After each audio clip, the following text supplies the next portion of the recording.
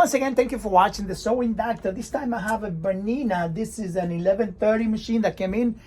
This machine, the bobbin winder is not activating, meaning that when you put the bobbin winder on, automatically on this machine, it should start right away. As soon as you turn it on, it should start going. Right now, it's not doing that, so I'm gonna go inside and check it out. There's probably some electrical issue, maybe a fuse is damaged or something. I'm gonna open it up. Remember, Bernina machine do have a motor for different functions. So in this case, this has a motor just for the bobbin winder. It has a motor for the stitch width. It has a motor also for the feed dog, and it has a motor for it to drive the whole machine. There's 4 motors in here. Maybe that little motor over there is damaged, so I have to go inside, check it out. I'm gonna open it up. Then Bernina machine, I just open it up. This is the one that the bobbin winder is not activating.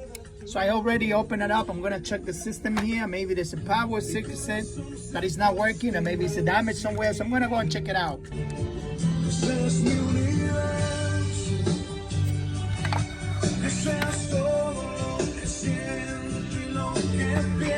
Here we have the machine now.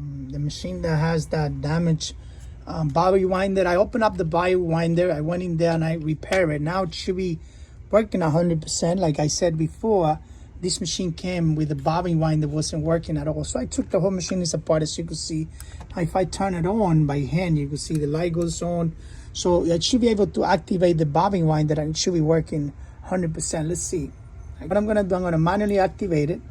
And as soon as I press on the on button, which is doing manually because all the covers are out, it should start running right away.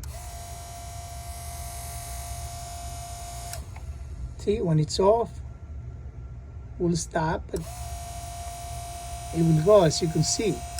See, if I let it go, turn it back on, it's working 100% fine. I have to hold my on button with my hands because this has all the covers are out, as you can see.